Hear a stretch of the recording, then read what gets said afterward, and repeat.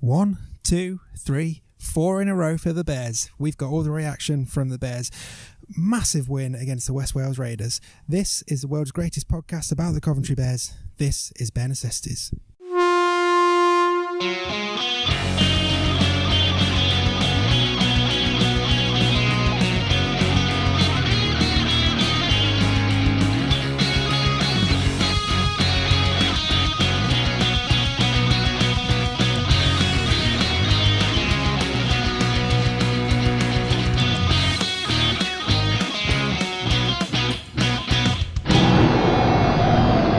Yes, welcome to Bare Necessities, your podcast all about Coventry Bears. We live at covbearspodcast.com. We're at covbearspodcast on Twitter. You can find us in Apple Podcasts, on YouTube, and we're sponsored by York's Tim and Bears Vice President. I'm one of your hosts, Dave Musson, and joining me as always, my co-pilot, Craig Cathcart. Craig, we're sat in a now empty Butts Park Arena after seeing the Bears record a 64-6 victory at home to West Wales Raiders. 4 wins in a row. Pretty good, isn't it? I think it's a record win in League One as well. So, yeah, I'm absolutely delighted. We'll go into the performance in a bit, but the Bears really didn't let anyone down tonight. They were fantastic. So coming up on the show, we will dive into that performance. We'll make sure we list all of the try scorers and we'll give a bit of analysis about the game. We'll hear the post-match thoughts of Bears head coach Tom Tsang, and we'll look ahead briefly to this Sunday's trip to the high-flying York City Knights. But first, Craig, I want you to be honest with me here. So for those who weren't at the game, or even those who were at the game, you'll have noticed a different voice over the PA. That voice was mine because our usual guy, the brilliant Tim Griffiths, wasn't able to make it, so I stepped in to cover him for the evening. Did I do all right? Yeah, you did a great job, mate. I particularly liked the Benstead Kicky Kicky song, and I was quite pleased with the music selection, being a fan of more rocky kind of music myself. But yeah, it was fantastic. Well done, mate. Thank you. Yeah, I thought I'd leave it a couple of tries before I floated the kicky kicky kick, but people were definitely clapping along in the second half, so I'll take that. Anyway, enough about me. We will very much look forward to Tim being back for the next home game. Anyway, so we should probably get into the story of the game. So, very different to Bears matches that we've seen this season, as you can probably tell from the score of 64-6. It was one-way traffic. So the Bears were 34-0 up at half-time, 6 tries in the first half, and I will list the scorers now for you. So Chris Barrett opened the scoring, then Jason Bass scored, then Hayden Freeman scored the first of what eventually ended up being a hat-trick, then James Gertchen scored his first try of the season.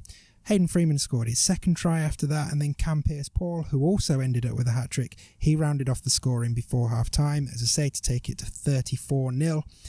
And then second half, pretty much more of the same.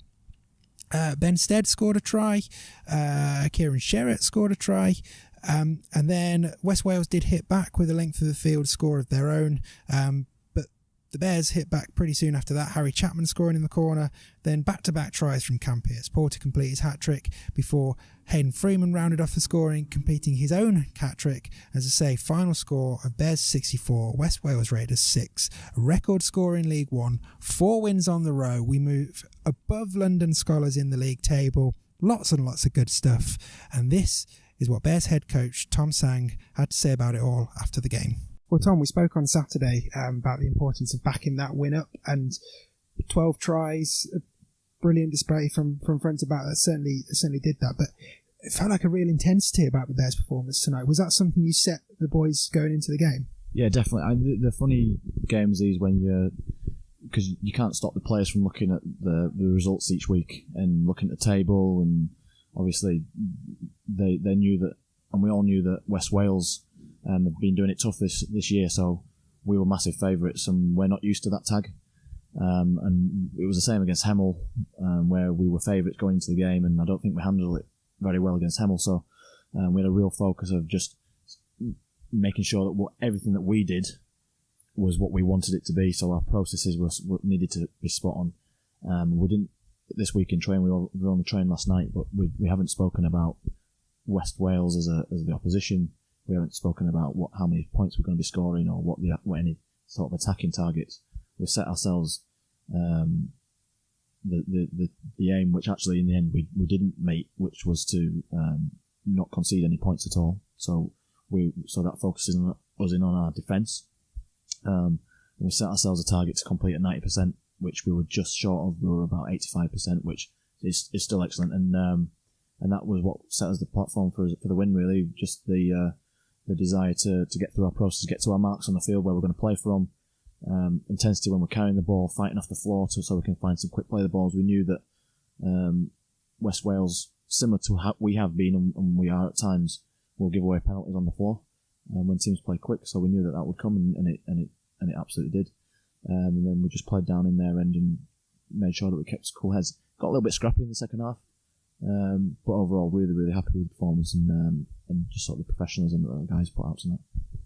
Is it difficult? I know you mentioned you're not used to being favourites going into league matches this season.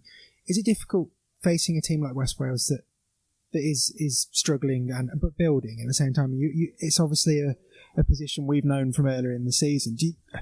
What sort of satisfaction do you get from this game? Obviously, you're pleased with the result and pleased with the completion rates, but is there a part of you that sort of feels West Wales pain at all?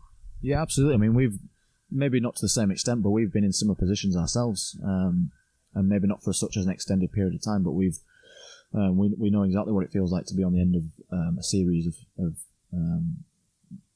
like big lopsided results. So I absolutely feel for them, and like they've just got to stick true to whatever their philosophy is and whatever their plan is, and hopefully they've got it right and the strategy's right, and it'll come right eventually. But yeah, in terms of what we can take out of it, it is the fact that we went through our processes. That was what we wanted to focus on. We executed them very well, and it just gives us another platform to springboard off into next week. You had a lot of guys back in the side tonight who played in the student home nations last week, so obviously playing a lot of rugby. But you wouldn't have known it, I think, if you were just looking on and weren't aware of it. Were you pleased with the fact that they were able to slot back into the team and not miss a beat? Yeah, absolutely. They were all very, very good. I think there's a couple of guys there that have played pretty much every minute of those games as well. So I think Ben Stead in particular, he was saying that his legs were getting a little bit wobbly towards the end because he just literally played so many minutes of rugby in such a short space of time. But yeah, they all executed everything that we asked them to do. I can't say more than that really. I mean, other than to say against Keighley, against Scholars, against Hemel, when our backs were against the wall defensively, that was a test of our character. It's like coming from behind a couple of times against some of those teams. That's a test of character.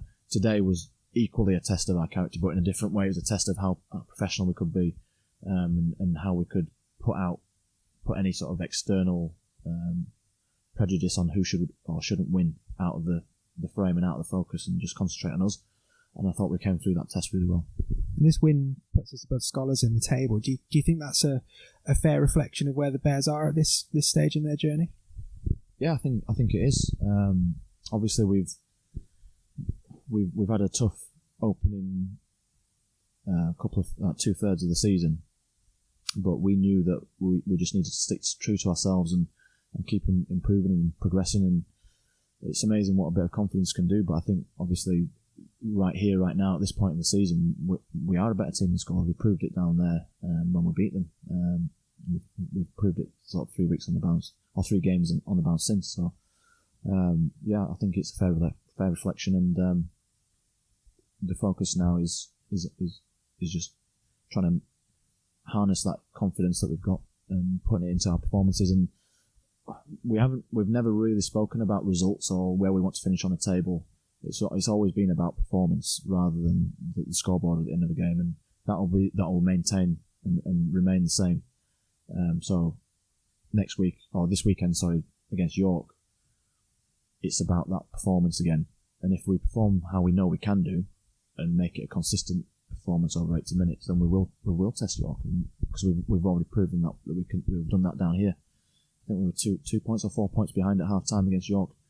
Obviously, the game got away from us, but we know that we can do it, and we now have got some confidence behind us, which will help us go a long way. But obviously, they're flying high, and they're an excellent team. And for my money, I think they've got every chance of catching Bradford on the points difference over the course of the next 8 games. So it's going to be tough, but we're fully committed to going up there and giving it a good dig. Well, Tom, congratulations on getting 4th win in a row. Good luck for Sunday, and I'll speak to you soon. Thanks very much, mate. So huge thanks to Tom Tsang for joining us on the podcast as always. I'm very much enjoying chatting to him after a win. I'm getting used to it now. I mean, Craig, 64-6. Yes, people might look at it and say, well, that was almost to be expected against West Wales given the season they're having, but that would do a disservice to the incredibly disciplined and intense performance that the Bears put in. Yeah, I don't think it was necessarily to be expected. West Wales have improved in recent weeks. Obviously, as have the Bears, but West Wales would have targeted this as a game that they thought they could potentially win. You could tell that when at the start of the game. I mean, their coaches were being very, very vocal, so they thought that they had a good chance of getting a good start in the game and putting it to the Bears early on. But the Bears played with real intensity. They were talking in defence, really, really good going forward, really disciplined, playing out their sets. They probably over-elaborated a little bit at times, but again, that's to be expected when you're winning the game comfortably. But the Bears really didn't let West Wales have an inch, and I'm pretty sure the Bears were intending to probably keep it to 0. But it was an amazing West Wales try, I have to say, from their fullback. But the Bears were brilliant throughout. I mean, I was really impressed with the intensity shown. It's the second game in a week. You might have thought that the Bears might be slightly jaded or tired. It's an evening kickoff. It was a bit of a weird atmosphere as well because it's the first evening kickoff we've had since pre-season. But you could hear the Bears players shouting to each other, encouraging each other, working hard. They worked amazingly hard in defence and really put their bodies on the line as well, put in some massive hits on West Wales, which really just took the sting out of any attack that they had. So, I was massively impressed with what the Bears did tonight. I mean, this is the 4th win in a row. You can really see, at the start of the season, the Bears made this decision to have locally based Midlands players, and it's the reward of that is now being shown because Tom can train with the players week in, week out. He's got, up to 20 players training each week. You can tell that that's working defensively, especially. Defensively, they've tightened up so much in the last couple of months. And, they're really showing what they're made of. And you're right to say there were a couple of occasions where they perhaps forced it a bit and ended up fluffing a couple of good opportunities. But it just shows the confidence that the Bears have at the moment, because we might have seen that earlier in the season and we would have put it down to the fact that it's a young team and perhaps don't know the shapes that are expected of them and getting used to each other. But now they were trying things because they could see things were on, and that's really refreshing to see, isn't it? Really, really good to see a confident Bears team attacking the line and finishing those defensive sets really well as well. Yeah, the Bears back three were phenomenal. Wingers and Jason Bass at fullback all were brilliant. I mean, all night they were looking for opportunities to score. Cam Pearce-Paul in the centre, just a brilliant performance from him, probably his best in a Bears shirt. It's a class act, isn't he? Yeah, absolutely class. Not only is he brilliant going forward, but his defensive work as well tonight was phenomenal. I mean, he really put some big hits in. And, the pack as well, the Bears pack were working for each other, working hard, putting some big hits in when they needed to. They forced West Wales into so many mistakes, and West Wales give away numerous penalties as well, which the Bears in most cases capitalised on as well. There were spells in the game where the rugby that the Bears played is the best that I've seen, albeit they're obviously not up against a team that's showing the intensity of some of the other teams they've played against. But as you said, this all comes down to confidence. I wouldn't have thought 2 months ago we would have been sat here talking about 4 wins in a row. Certainly not. I always believed in this squad. I always believed in the players in the squad. But, to win these 4 games, especially winning away at Scholars and then beating Keighley here at home, that's just phenomenal. I'm over the moon. The York game's going to be a tough one, but that's going to be a good measure of where the Bears are at. The only thing potentially goes against the Bears is they've played a lot of games in the last 2 or 3 weeks. But I think it'll be a different Bears performance against York than we showed down here at the Butts Park Arena. And you're right to point out the intensity of some of the tackles. I mean, there were 3 or 4 occasions where I could actually hear the hit that Malachi Lloyd-Jones was putting in on people. I would not like to have been that West Wales person. Talking West Wales just briefly, we've now ticked off seeing every team in this league. What do you make of them? They're in a difficult position. They're growing as a club. They're finding their feet as to where they want to go and how they want to do it. And obviously they shipped a lot of points tonight. But if you were looking almost to try and put yourself in the shoes of a West Wales fan, how would you sum up where they're at? At times in the game tonight, they were quite impressive. I think it looks like they've got some talented players there. Genuinely, they've got some good players playing for them. But I think they just don't have the experience and the smartness that the other teams have got. I think there was times when the Bears just used their experience, and I mean, this is not a really experienced Bears team by any means. I mean, the Bears have come up against experienced teams this year and been taught a lesson a couple of times, but the Bears just had more experience, more nice when they had the ball, and just were more clever with how they played it. I think for West Wales as well, probably the disappointing thing for their coach will be the number of penalties they give away, because it just give Bears opportunities to attack constantly, really. As I said, they've got some talented players, and their try, as I say, was one of the best I've seen here this season, but they didn't really look like threatening too often, and when they did get to the Bears line defence was phenomenal. They didn't really get the ball, did they? No. I mean, and that's credit to the Bears. Yeah, but yeah, they, as I said, they kept going right to the end. West Wales, it's a tough one for them. I think they'll probably need to take stock at the end of the season and work out what they need to do to strengthen and what areas they need to strengthen in, because it's been a very steep learning curve for them. I mean, the Bears, have also had a steep learning curve to overcome this season, and you could see that with some of the results earlier on in the season. But all the hard work is paying off now. As I said earlier, the coaching hours that Tom's putting in, and the belief is getting there in the squad now. They genuinely believe that they can compete at this sort of level. Okay, so a good result. All told here at Butts Park Arena. Bears winning 64-6. No Ask Mr. C questions for this particular episode, but we did ask 4 in the last one, so do go back and check that. So I think just before we head out, we should probably have a look ahead to Sunday. So Craig, the Bears are off to York on Sunday to face the York City Knights, who, as most people listening will know, went to Odsall last Sunday and beat the Bradford Bulls to draw level with them at the top of the league. I'm going to throw this at you and see what you think as an idea. That was the best result for the Bears going into this game, because if York had gone to Bradford and lost, they'd have been really fired up. Now, they can't get much higher than where they are. There's only one way when you're that high up. Surely this is a good time for the Bears to go and show how far they've come since York were down here a few weeks ago. It's the best time for the Bears, having won 4 on the trot, to play York. You don't want to be going to play York having lost maybe 10 in a row. The Bears are on a high. They're playing well. York will be a whole different proposition. I mean, I jokingly said on the last podcast that I didn't think the Bears were going to lose another game for the rest of the season. But then jokingly, what? But then clarified that by saying, yeah, we've got York at the weekend, so that may be a bit optimistic. But you know what? What I want to see is the Bears to show some of the same intensity that they've shown in the last 4 matches against York, and see what happens, because these lads are good enough to compete at this division. They just need to pull it all together and compete for longer periods of time. And yeah, everyone will be expecting York to win, but as long as the Bears go there and put in a good performance which justifies their current set of form, and the lads come away with their heads held high, then they'll be happy.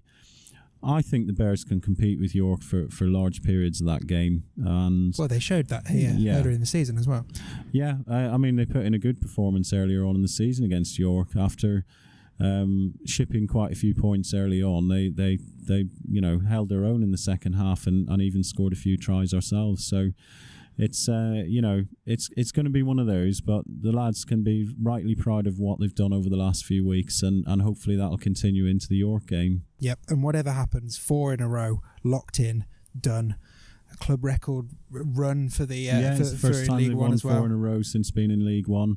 And as I said a couple of months ago, if you'd said to anyone in rugby league that the Bears would go on a run of 4 wins, then they probably would have said that'll never happen. But you and me have sat here. We always have chats before and after recording about where we think the squad is, and we've always had the faith that they were going to turn around and put some good performances in, and they've done that. So all credit to the lads, and long may it continue, and hopefully we'll get some more wins before the end of the season. Absolutely. Well, I think that's a perfect note on which to wrap up this episode. Thanks as always to you lot for listening. We'll be back next week to bring you all the reaction from the York game. Don't forget covbearspodcast.com. That's where we live. You can find us in Apple Podcasts and on YouTube. We're sponsored by York's Tim Bears Vice Presidents, and hit us up on Twitter at covbearspodcast with your Ask Mr. C questions and anything else you want to throw our way. But Craig, I will speak to you on the next episode. Thank you very much, mate. Yeah.